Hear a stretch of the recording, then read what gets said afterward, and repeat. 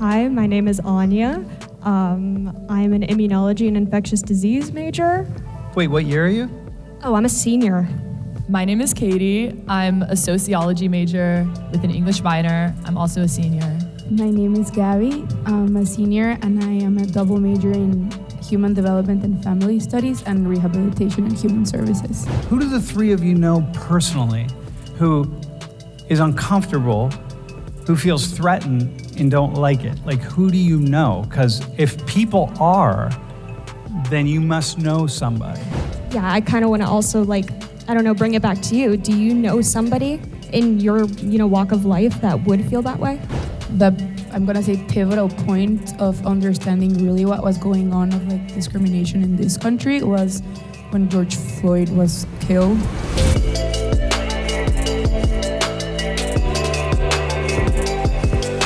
You know who this guy is, Deion Sanders? He was a really big time, prime time, that's what he called himself, or somebody called him, football player. And then he played in the NFL and now he's a coach, okay? And so he made this statement the other day. Who's he speaking to? Who's he speaking about? Imagine you're scrolling through your phone and you land on CNN and you jump in this story, and that was the second paragraph of the story. Who's he talking about? White viewers or white football watchers? Or no, he's talking to Americans, so like... Oh, yes, okay. White Americans. Or White American? honestly, maybe even non-black Americans in general. Anyone who's not black. Somebody else, like...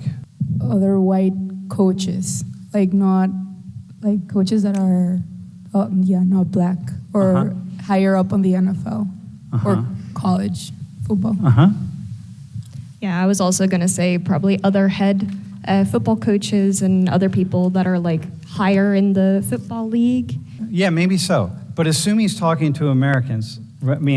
Clearly he's talking to a wide population of people, right? What makes people uncomfortable having a confident black man sitting up, leading a team and talking to people? Like what? Or what's threatening, or what don't they like? Or could you weigh into that? Like what do you think? Maybe those particular people that he's talking about are used to seeing black men that aren't necessarily confident, that aren't necessarily people that talk their talk and walk their walk without the approval of other head coaches that may or may not be just stay off races. The coaches thing, because I think he's talking about Americans. He's talking about the American public. He's talking about you, actually. Given the fact I don't have context, that's what I would have taken from it. Okay. If it's about just in general Americans, yeah. I think that same thing applies. Maybe a lot of people aren't exposed to black men that are comfortable with confidently walking their walk and talking their talk, whatever that may be. Who do the three of you know personally who is uncomfortable, who feels threatened and don't like it? Like, who do you know? Because if people are, then you must know somebody. I don't know anyone personally that would be bothered by that. I think because a lot of football coaches are white, maybe it's a position of power thing. It's uncomfortable for, not to bring it back to other coaches, but for other coaches and other people in position of power to see a black man, not just a player, but in a power position, if that makes sense. I know white people, and I know people of many different ethnicities, and I can't speak on a group of people and how they would feel about a black person in that point of, in that position of power, being a coach. Maybe I do know somebody that would feel affected by that, but they know better than to tell that to me. I would say maybe if there are people who are bothered by this, at least that I know personally, it's not something that they would outwardly say. At least not this bothers me, I don't know. I kind of agree to an extent, yeah. Okay.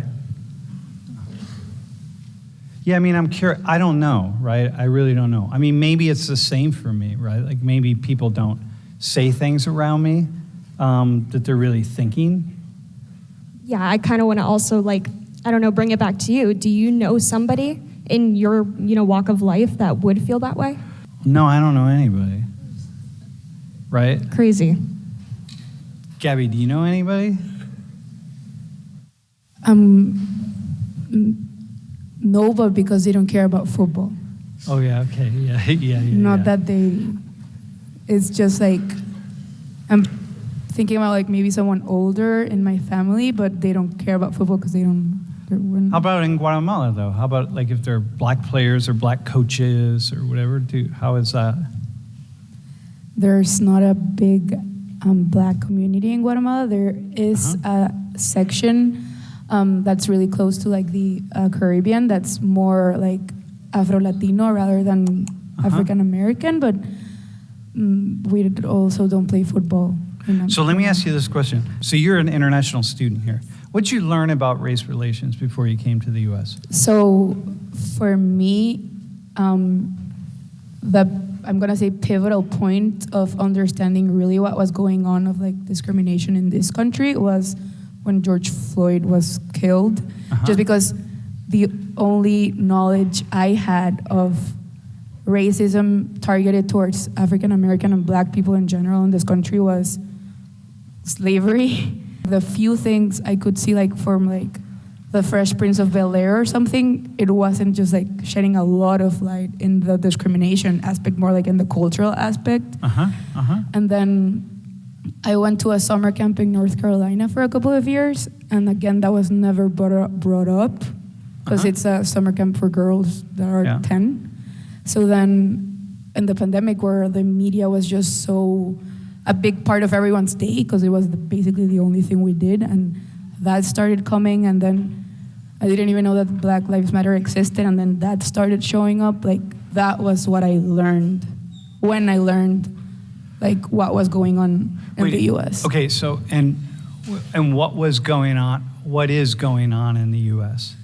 So again, from like what I gathered, is just that the country still has a big racial disparity in a lot of different like situations, like for example in health, in education, in just community outreach opportunities, mostly targeted towards black people and people of color in general.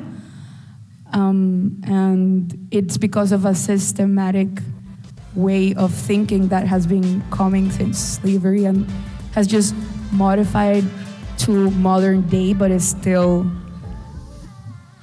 disadjusted to what the world is now. I don't know if I'm explaining myself. Yeah, no, okay, that's cool. That's good. I hear what you're saying.